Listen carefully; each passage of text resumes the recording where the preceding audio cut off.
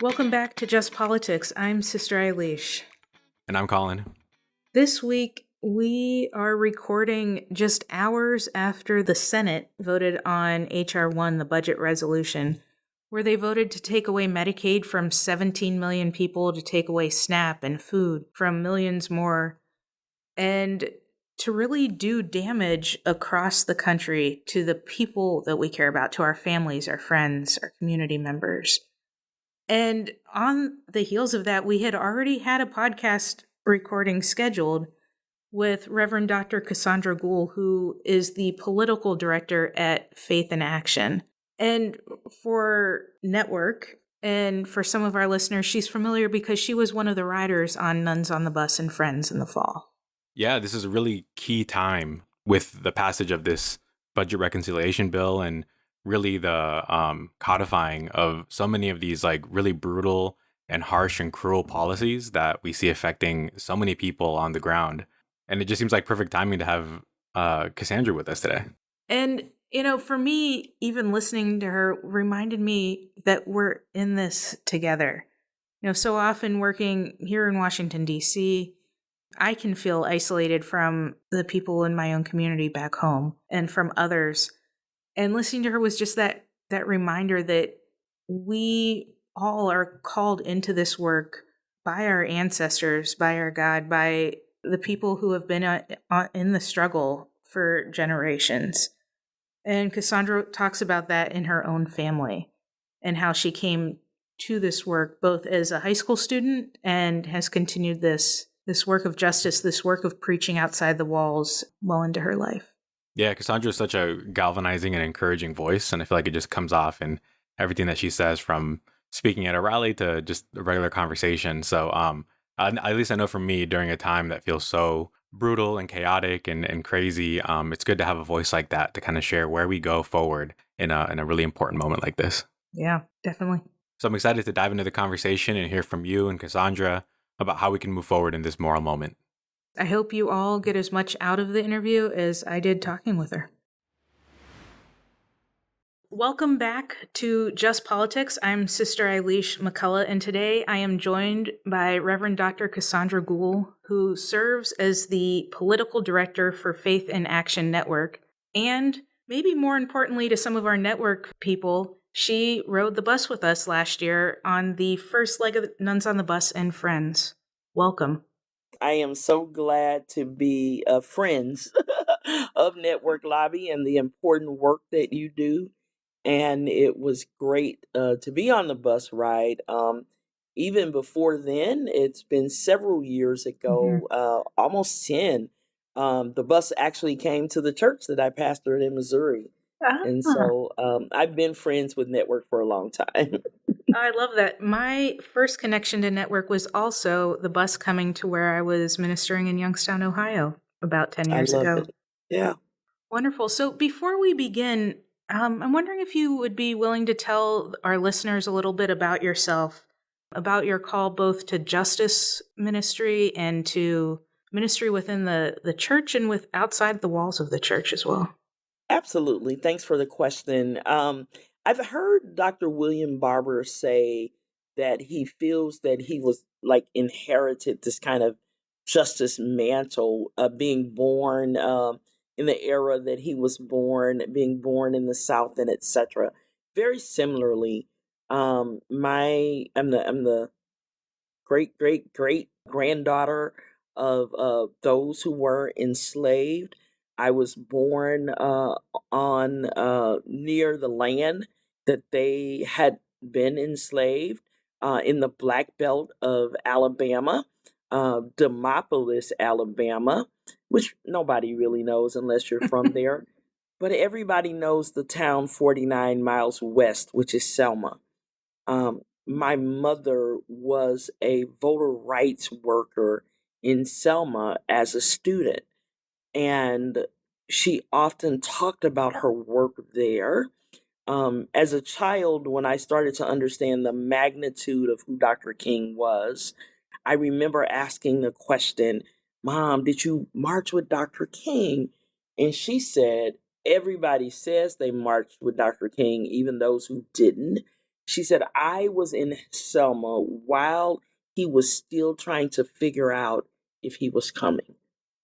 And so she was one of those unknown, unnamed people behind the front line, spent the night in jail after Wow. Bloody Sunday, left Earth 15 years ago with a gash on her leg that she sustained during those days in Selma. So, like Dr. Barber, I inherited a mantle because growing up, these are the stories that I heard. When I would spend summers, even after moving to St. Louis, when I was still a small child, I spent every summer in Alabama, half of it in Demopolis, half of it in Birmingham. My uncle, Clyde Fluker, was a Baptist pastor there. And I didn't grow up with the kind of, I mean, I read Cinderella, but I heard stories of little girls sitting in a church. I don't think they realize how much those stories scared me, but I heard those stories. I was told about dogs and saw pictures of dogs in the streets of Birmingham. I'm actually literally almost deathly afraid of dogs right now. And I think it was because of all of those stories and the pictures that I saw. And so I am very shaped by those things.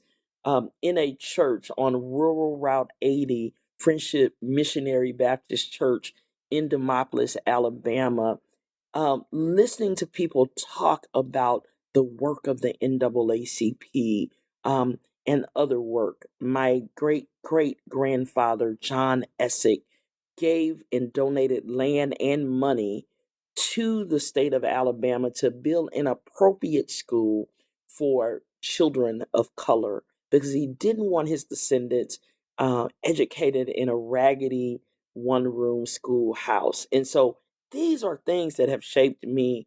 I come to ministry, after going through corporate America and trying to tell God, nah, that's not what you need me to do, right? I'll work on the church's finances. Heck, I'll paint the church. Like, tell me something else to do, right? But I recognized that the call was always there.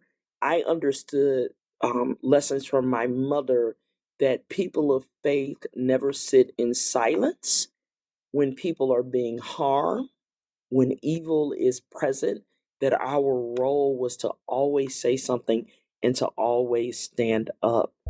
The only time I ever got in trouble at school was for talking too much. And so I figured out how to use my voice. I was like, I'm going to keep talking too much, right? But I am going to speak truth to power beyond the walls of the church. I love that. As you were sharing your story, the piece that I keep reflecting on is, towards the end when you were saying you were in corporate America, and you were saying like, there's got to be something else, like, Yeah, and I and so that was identify the. I with mean, that. it's the podcast. It's the like I'm doing this in brevity, but Yeah. it is. So I wrote my first op-ed at age 14 in St. Louis. Whoa. But I experienced choosing high schools, and I didn't want to go to the private high school that my parents wanted me to go to. So I begged them to go to a public school with my friends. And then I get there to register, and the principal, who knows my mother, says I can't let her go here because by the time she's a junior and senior, we won't have the math or the English that she needs. Math and English, real basic common things, right? So he suggested that I go to a different high school. The problem was it wasn't a different high school in a different district. I'm old enough that it wasn't a charter school. It wasn't even a magnet school, right? They had a couple of magnet schools then, but it was just a school on the white side of town of St. Louis. Um, and in the same school district with the same tax dollars. That summer, I had visited LA and I was fascinated by phone books when phone books used to be in hotel rooms. And I was fascinated that the LA phone book was 3 times the size of the St. Louis phone book. And in my 14-year-old mind, looking at the curriculum at the school I was supposed to go to, Beaumont High School on in North St. Louis, uh, mostly African Americans, and looking at the school at Southwest High School on the other another working class community, just a working class white community in the same school district, it looks like the LA phone book, the curriculum did, right? My friends at Beaumont probably there may have been, I don't know, 5 languages that they could take. When I get to Southwest, I mean they're like 20. Um, and I realized even in my 14-year-old mind that unbeknownst to them and their parents, they were actually conditioned to start behind their counterparts on the other side of town. Because if you have a curriculum that is limited, it is because you have limited their elementary education, and this is what they should do. On the other side of town, there are many more options because they've obviously been educated in a more expansive way. And so I would say that that was kind of my first act of justice. Um, 14 was consequential year for me. I went to a meeting of Acorn. I came home. I told my parents I wanted to be a community organizer. I was told no, because then you'll live in our house forever because community organizers don't make any money. They were right about that part. But Absolutely. so all of these things are shaping me, right? I am the high school newspaper co-editor, and I'm writing, I don't want to write lifestyle kind of things. I'm writing hard news. What's happening? Why are the teachers striking? Like these are the kinds of things that I'm covering, right? Um, and so all of these kinds of things have really shaped me. I recognize as a Black woman who is the descendant of those who are enslaved and unapologetic about that, I recognize all of the things that were against me, right? And you are taught that you exceed in every way that you can exceed. You exceed scholastically, you dress a certain way, you walk a certain way, you talk a certain way, and none of these statistical barriers, none of these kinds of social determinants will actually come to your doorstep. And over time, I realized that that mythological way of being was not helpful and it was not true as long as white supremacy and racism was a part of our fabric. And so, I mean, that those things really shaped me. And I remember being in corporate America and having a kind of an existential crisis around to whom does this work matter, right? I'm like this. I mean, I don't want to be the preacher that's always quoting scripture, but there's a scripture in Ecclesiastes that's like, it's all folly, right? Like it just doesn't matter, right? And I'm like, who cares about how many rich, wealthy clients I have? I mean, I didn't have their money. They just trusted me with their money in various, spaces during my professional career. One thing that actually really disrupted my kind of business as usual while I'm really wrestling with God and trying to have him leave me alone was usury laws went away in the state of Missouri. And usury laws go away. American Airline buys Trans World Airline. You got to be old to remember I TWA. remember that. Yep. And we had 4 car plants in St. Louis. 2 to 3 of them left.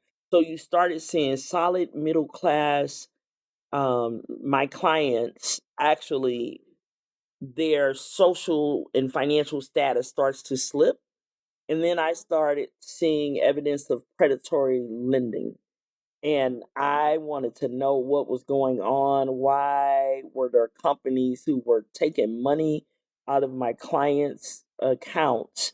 They already had less money because their employment had left. And I started looking upstream, and that's a part of how I kind of evolved into this organizing. But I always understood that my ministry, not just my ministry, I understood that the call to ministry was beyond the walls. It is the name of my dissertation.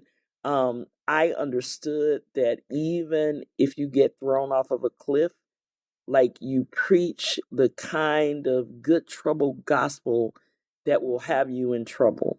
So that's really the story. As you're talking about that, I'm drawing, parallels. I grew up in Youngstown, Ohio, and it was that same the cliff of the car Yeah, manufacturing yeah, leaving 30 years after the mills had shut down. And it was another wave of job loss, and then it was the predatory lending.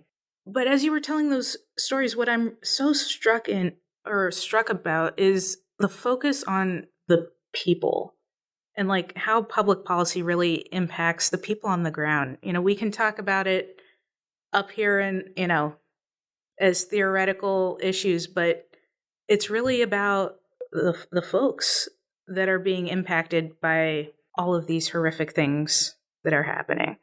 yeah. And I remember all of these conversations in the '80s around deregulation and etc. But when I think about how some of these policies go unchecked, right? So they took the usury laws away. That had to be the legislative body of Missouri in the late '90s. It was happening across the country. The average person is not paying attention. Some would actually have to Google and they didn't even have Google then. They would have to go to their dictionary and look up usury, right? Um, and so they're just trying to feed their families and etc. And these policies are impacting them in ways that they have no idea. They think that they're helping themselves. They go to get a loan. Nobody expects to pay 1,900% for a loan, but the laws have gone away. And so there's no ceiling, right, in many places Exactly. like Missouri and Ohio and etc.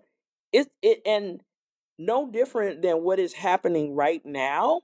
The fact that we're taping this on the day that the Senate has used legislation under the guise of cutting fraud and waste to actually deal death to innocent, vulnerable people who don't understand the policy want conversation that many of us are guilty of using, particularly if we're in DC or if we work in this area. But when you start to explain that what I saw as a financial professional, I saw money being extracted from people who were already struggling because they lost a job. I saw money being extracted from their bank accounts, which meant food was extracted from their table. They're now having to make decisions. Do I buy my medicine or do I do X, Y, and Z? And so they're making some life threatening decisions right now. Some of us will get into the weeds and start to talk about state percentages around Medicaid. No, what people need to know in this moment is that no 17 million people at some point are going to actually not be able to get medical attention because hospitals will be closed, because they won't have the health care that they have. And there will be children in somebody who's listening family who won't eat tonight, or that, at some night, the children that don't eat now, but there'll be more children who don't eat because their families will not have access to SNAP benefits. And so that is the kind of impact that has really shaped my ministry. It is why I understood ministry to be beyond the walls, not just to provide charity, which is necessary. The charity is only necessary because upstream there are some oppressive actors that people allow to go unchecked and unregulated. And so they just get to do whatever they want to do for the sake of partisanship, which becomes a death sentence to us, whether it's a financial death sentence or like a physical substance death sentence through the lack of food and health care. 100%. And I just less than an hour ago heard from Jarrett Smith, who works at Yeah, Network. I work with Jared. Yeah, you work with Jarrett, and who said that there will be, as a result of the Senate version of the bill, 51,000 people will die each year. And I think that it's what you're saying. It's, we use these terms and facts and figures. And I think about, my own family growing up, or I think about any of the families I know back home in Ohio or anywhere in the country. who are not thinking in facts and figures. They're thinking about, can I put food on the table? Where can I buy my groceries? What hospital takes my insurance? And I feel like if we're not talking at that level when we're talking about the cuts, we're failing to be able to mobilize and organize in our community so often as well. Yeah. Yeah, if we're not explaining to people that yesterday you were online looking at your app or making a call to say, does the hospital down the street or the doctor 5 miles away accept Cigna or whatever insurance that you have?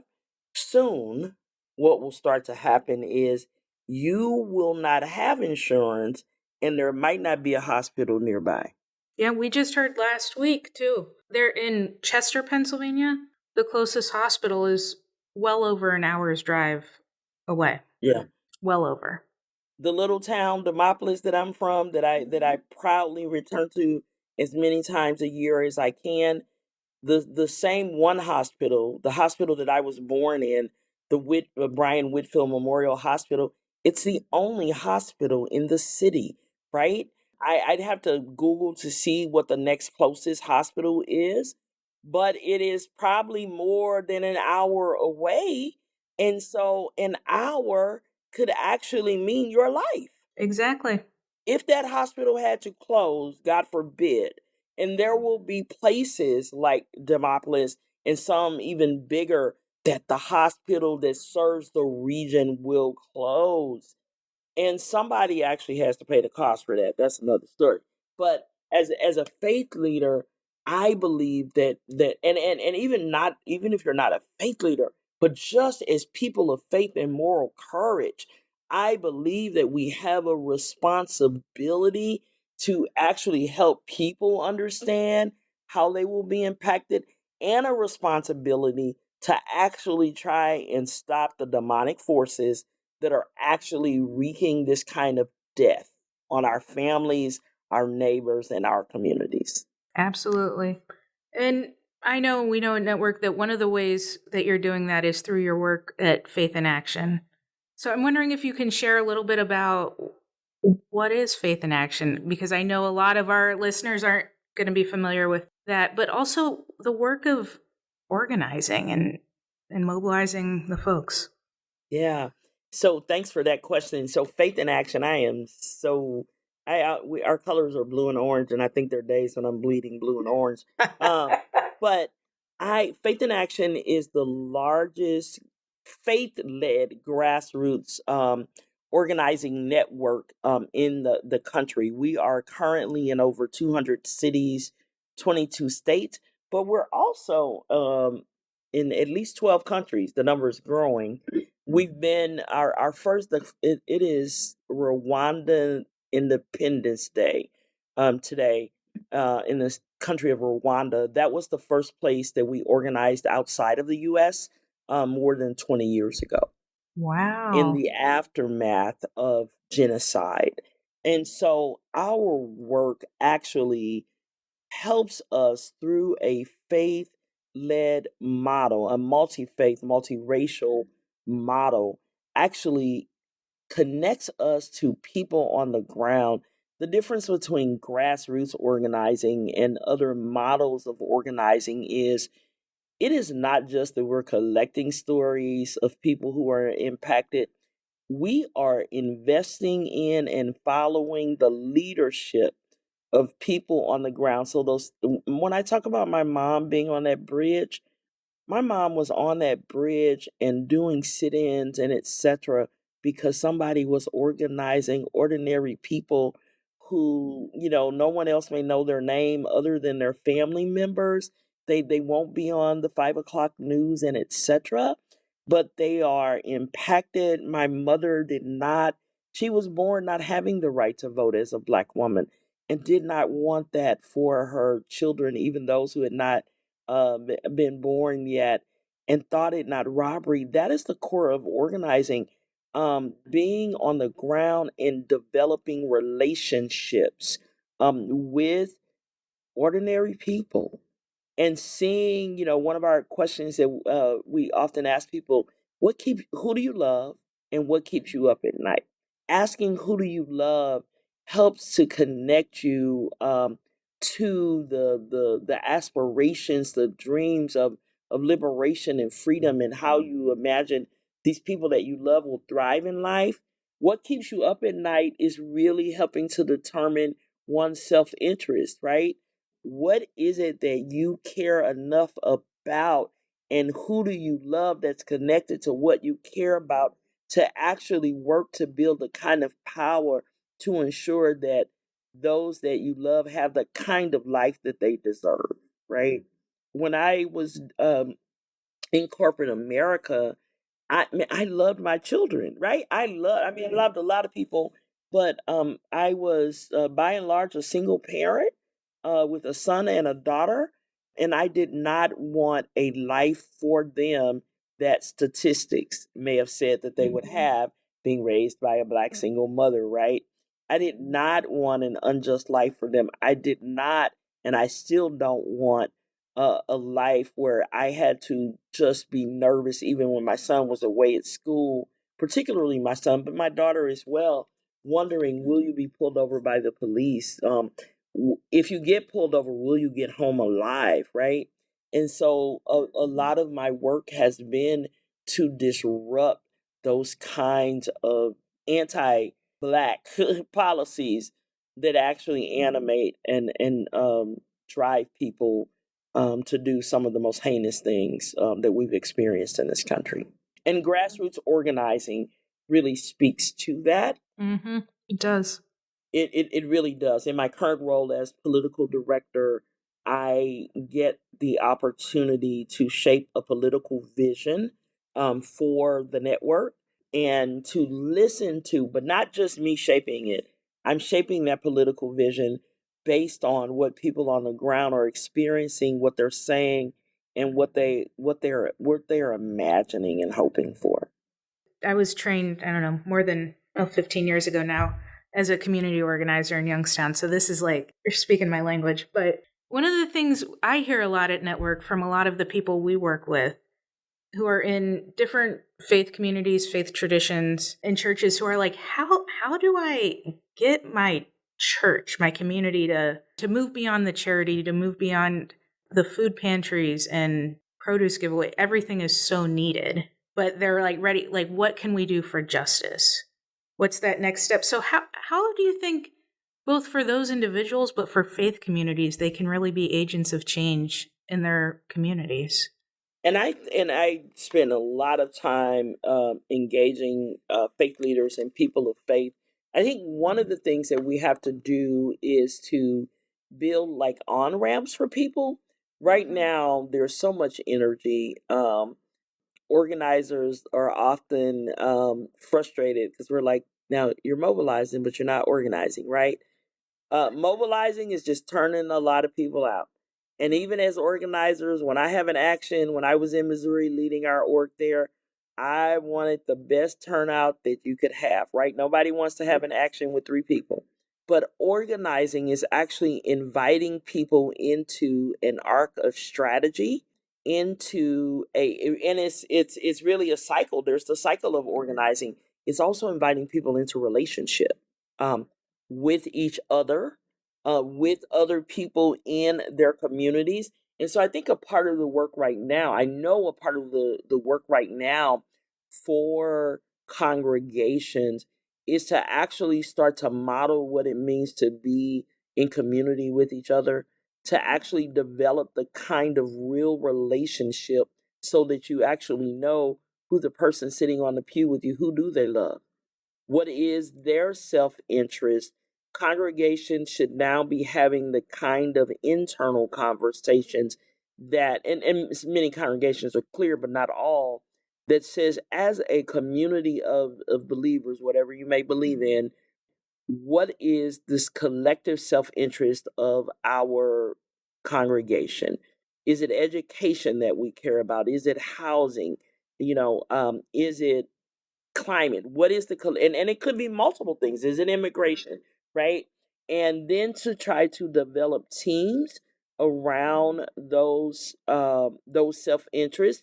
If you're interested in education, here's a circle a local organizing committee that you can actually be a part on. Faith in Action is a multi-issue organization. We have a whole immigration department, so that's a part of our work. But we have been at the forefront, as you all have, when ACA passed, in saving ACA in 2017, and prosecutor work on our C4 side, and sheriff accountability work, right? And so there are multiple ways in which we engage in this work, but congregations and faith leaders and organizers actually have to have multiple on ramps. Not everybody's going to go protest in the streets. Protesting is impotent as a standalone tactic. It is not a strategy. It is merely a tactic and a tool. So, what do you do? What are other ways that people can get involved? Are there the people that, and it also takes a level of training, right? This is not just kind of break open the box and jump in and start organizing, right? But how do we actually engage in a cycle of organizing? The rigor, organizing has a rigor. And if you're not talking to people every day, there are 90 million people in this country, 90 million registered voters who said, I'm not voting in this presidential election last year. Organizing has a great opportunity right now, organizations and congregations, a great opportunity right now to do listening circles, to find out what's keeping people up at night, to find out what kept people home in November, and to find out what would it take. Even when I'm on the Hill, when I was in Jefferson City, Missouri, talking to those under the dome there in the state capitol, when I'm talking to an elected official who I want to vote on something, my question to them is, what would it take for you for you to vote on this, right? What would it take? And so, what would it take at this moment to activate you as a part of a movement that's seeking to actually change our community? What would it take to eventually get you to a point that you trusted the electoral process enough that you would actually participate again as a voter? What is the kind of candidate it would take? What would it take? And so we have to actually be able to engage, and simultaneously in this moment, because we're trying to defend our people, we also have to like capture the energy of the people who are like, hey, I got to do something. Okay, well, maybe you can go even right now in the next 72 hours that we may or may not have, and go show up in district at some of these representatives' offices to cry out loud. Are you a teacher? Can you help us? Can I train you and help you to do the kind of political education? You're a teacher. Can you help us with our curriculum? What are the on ramps? What is the invitation based on people's heart and their heads? What is the expertise that they might already have? And the community is so filled with experts. And I don't mean the kind of experts with letters in front of and behind their name, although they are there as well, but the kind of experts on their communication, the cultural experts, right? The cultural subject matter experts who understand that their own community better than anybody with a PhD, anybody who even wrote the book can understand. So, how are we curating spaces for people to get on the ground, to be in community with each other? What are the safety net, the internal communal kind of safety nets that we can build, the mutual aid and the etc., right? How can we just dream about what we need that the government does not provide? Yeah. And along with that, one of the things you said at the kickoff for the bus event in Philadelphia was that faith is at stake in this moment. That was true in October. I think that is 5,000% more true as we're sitting here right now today. In what feels like to me the most surreal moment as we watched the Senate strip everything away from people. But How, we've talked about faith communities, we've talked about individuals, but how do we, as people of faith, how are we called to show up in this Yeah, moment? faith is still at stake, right? And I don't like thinking in binary constructs. I don't want to do the us and them, the left, the right, um, conservative, progressive. But I am a Christian pastor, and I am very mindful of Matthew 25. Long passage, but the passage literally by demonstrating how you care for people. Jesus literally posing basically as a question: when I was hungry, when I was thirsty, when I was an immigrant coming to your country, when I was sick and needed my health care. And it tells us what we should be doing. It just spells it out for us. But then it goes on to say, but if you didn't, if you chose not to stand up for those that these systems have created to be the least of these, knowing that no one is least, but if you chose to say yes to a budget that actually kills, like Jesus is choosing sides and is literally demanding people of faith to choose sides. In this moment, this deadly moment in history, with necropolitics being the order of the day, as people of faith, we cannot choose to be the pallbearers who actually in silence march our loved ones in our community to a graveyard. We actually have to get off of mute and use the microphone, do these podcasts, use our own personal platforms, say something every day until people get it. The amount of dis and misinformation is able to actually shape and condition what people believe.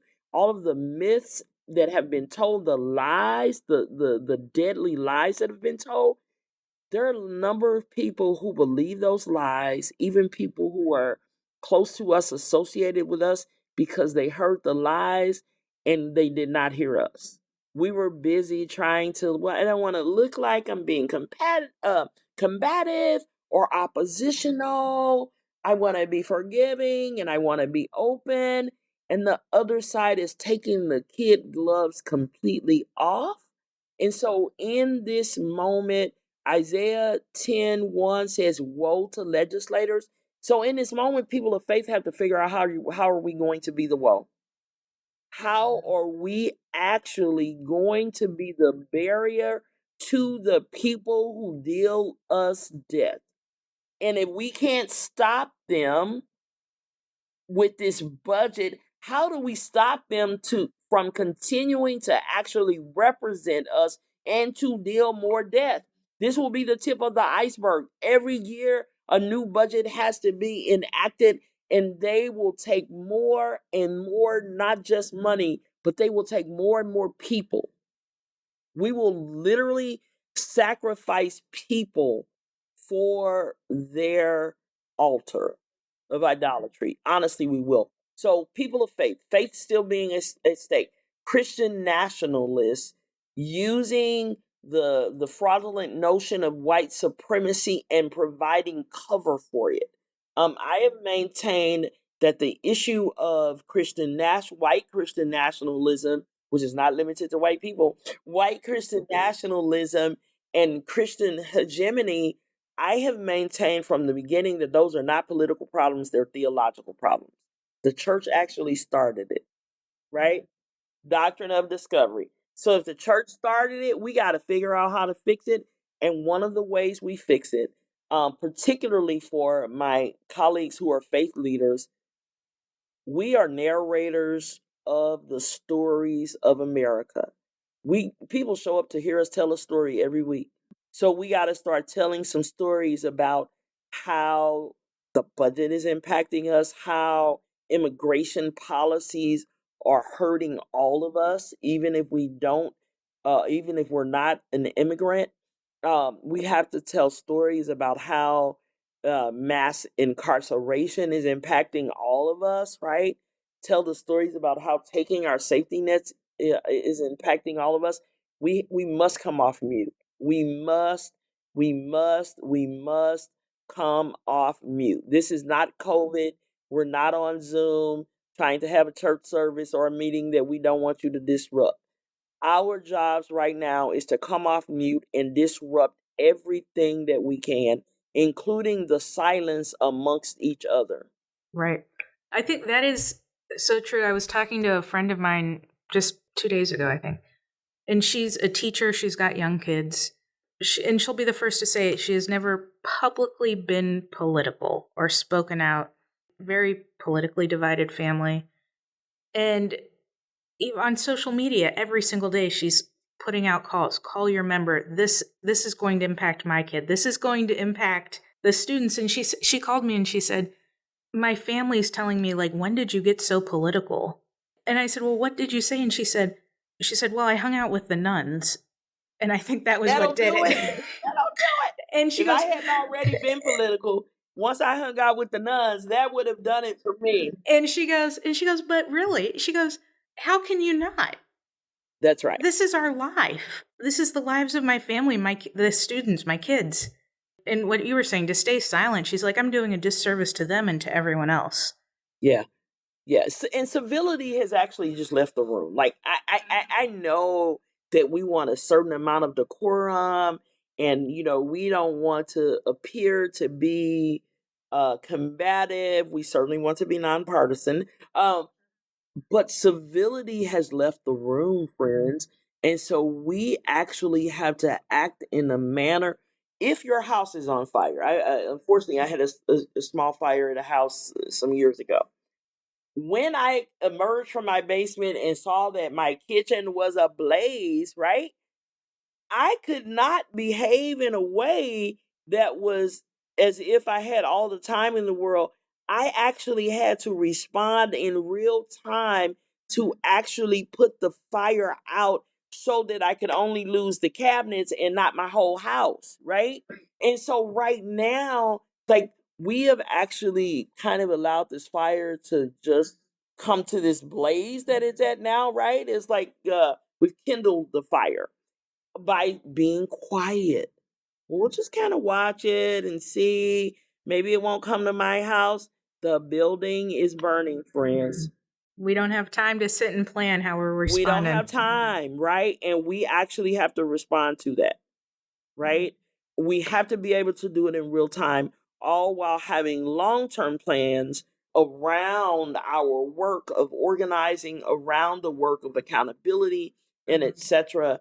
But we cannot sit in a burning house quietly because it is too inconvenient or too disruptive, even to us in our normal kind of natures, to actually do something. We also have to be focused enough to not be so swayed by these distractions that we're missing the actual destruction that's going on. There are a lot of distractions coming from Washington, D.C., right?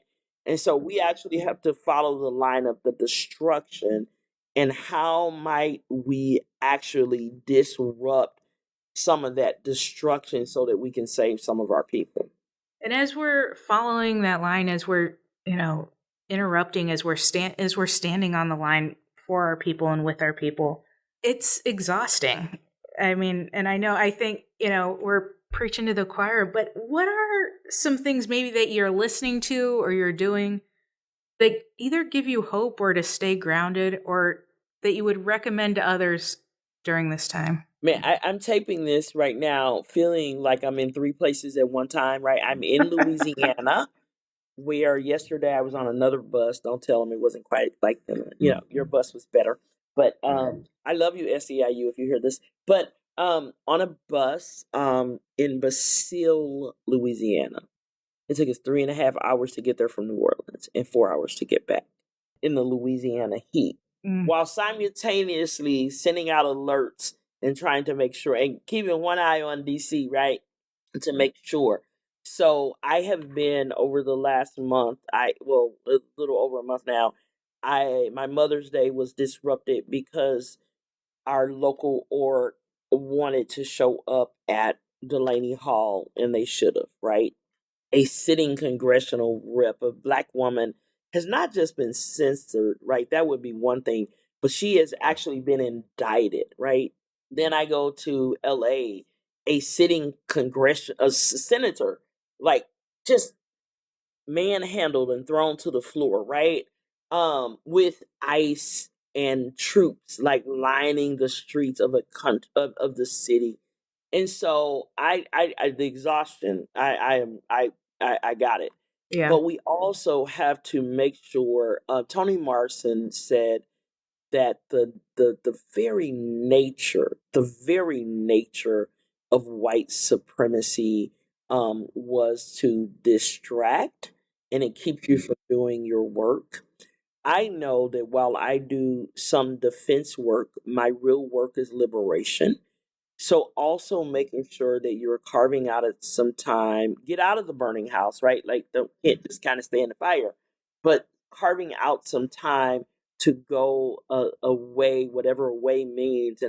Sometimes I wish it was tropical island every week. That's not it. Even if away is just to the library, if away is on a walk, away is in a Zoom room so that you can reflect with friends on what you're called to do in this moment. So understanding your own purpose, how you're called to show up, not just in this moment, but for your community, long term. What is your assignment? What is yours to lead? What is yours to delegate? And what is yours to actually leave? Like someone else may actually have to do that. And then organizing is about a rigor and a discipline. And as a person of faith, not merely just a faith leader, but there are spiritual disciplines and spiritual practices. Some are ancestral practices. Um, some are, around just liturgy and singing and doing those praying and etc. The fast, that we're engaged in right now. What are the practices from your faith tradition that actually keep you grounded? What are the practices that will not feel like additional work? Not about you caring for others, but the kind of practices that actually fill the well of your soul so that you just might be whole enough, right? Just for yourself before you give anything away. And so I am very much, I shared with our staff team that and I haven't danced this week, so I got to get it back. Every night for most of May and into June, I I love to dance, and I put on like a dance app or even just a YouTube, even just 10 minutes before bed, and it was my way of like, this is for me, right? Like that I'm getting what the empire put in my body out of my body, right? I'm getting it out of my body. If I don't do anything else in the gym, I'll do like a cycle. I'm a Peloton girl. So I actually have on my phone a time schedule today in the midst of this summit to actually go get on the bike because I gotta get it out of my body. And so if people can figure out their own practices, you may want to in this season create new practices, the journaling, the walking, but I also think something somatic. I love yoga, and I often treat myself to massages. So those are ways, and community. I currently serve at Metropolitan AME Church in Washington D.C., home of the Proud Boys, because we did not take that line down. Um, but one of the things that Pastor Bill Lamar over the last few Sundays, and it's a large congregation, he's been saying that we have to practice relationship even in this place. In the aftermath of COVID, it's like people weren't doing as much hugging and touching and all of that. And he's like, go talk to somebody, go tell somebody your name. You should not be in a space that you don't know the people next to you and down and behind you and in front of you. And so just those communal ways of being with each other really matter in this moment, and find a way to hold on to your joy. As I said, for me, the dancing brings me joy. Being with my children, and I have grandchildren, it brings me joy. And so finding ways, being with sister friends and others, find a ways to actually formulate and enjoy some part of your life. We cannot give all of our life to the empire. Amen. I think we could keep talking for a while, but I know we have so much to do. And on behalf of all of us at Network and Just Politics, thank you so much for joining us on this conversation. And we're grateful to stand in this struggle and fight with you. Hey, we're on a journey together, and I'm happy. Faith in Action, on behalf of Faith in Action, Faith in Action is really grateful to be in partnership and in solidarity, right? We're not doing allies anymore. We need folk who are in solidarity with each other, and we're all accomplices in this pursuit of justice. So thank you, Network Lobby, for all the ways that you show up as well. Thank you.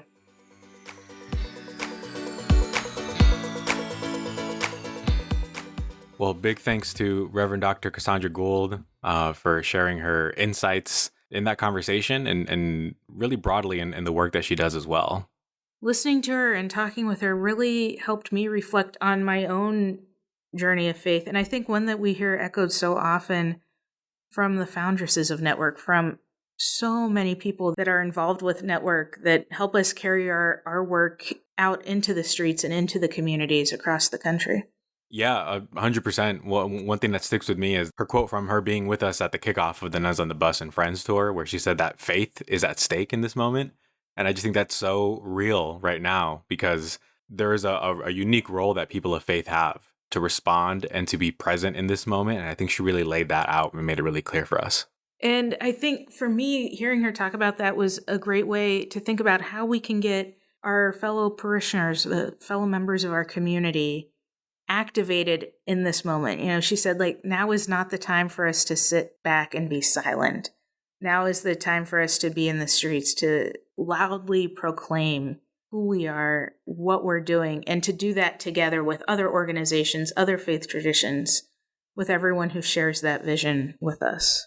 Yeah, I mean, this is the moment for people of faith to really step into that space that's really needed, not just in the churches, but in our country as a whole, right? That voice of hope and of encouragement and of persistence, which I think she really illustrated for us in a lot of her responses and sharing. So I'm excited about it, because I feel like I see clearly where our path is for us, and where we have a place to really speak into the moment to help cause some change in a time that can be really dangerous for many folks.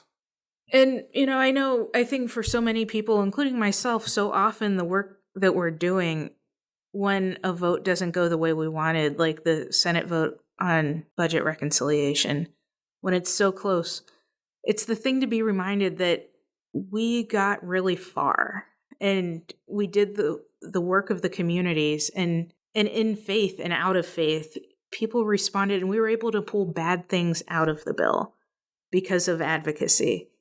And I think that's the piece that we all need to remember during this time. That's the piece that Reverend Dr. Cassandra Gould reminds us of this time. And at Network, that's what we want all of you to remember, that our advocacy does not end today. It does not end with budget reconciliation. There will always be other pieces of legislation, other policies, other times for you to get involved, to call your senators, to call your representatives, to write letters to the editor, and to be in relationship with the people around you, so that we can really truly create the world and the country that we want to see. Amen. The faithful perspective is that long-term perspective that we need, and we know that the road ahead is long.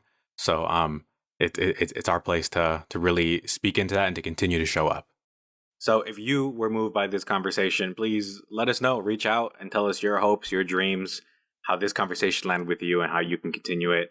And make sure to share it with someone you love as well. And also give it a like and review. Additionally, be sure to follow us on social media. We're on Instagram, Facebook, Blue Sky, and yes, even X.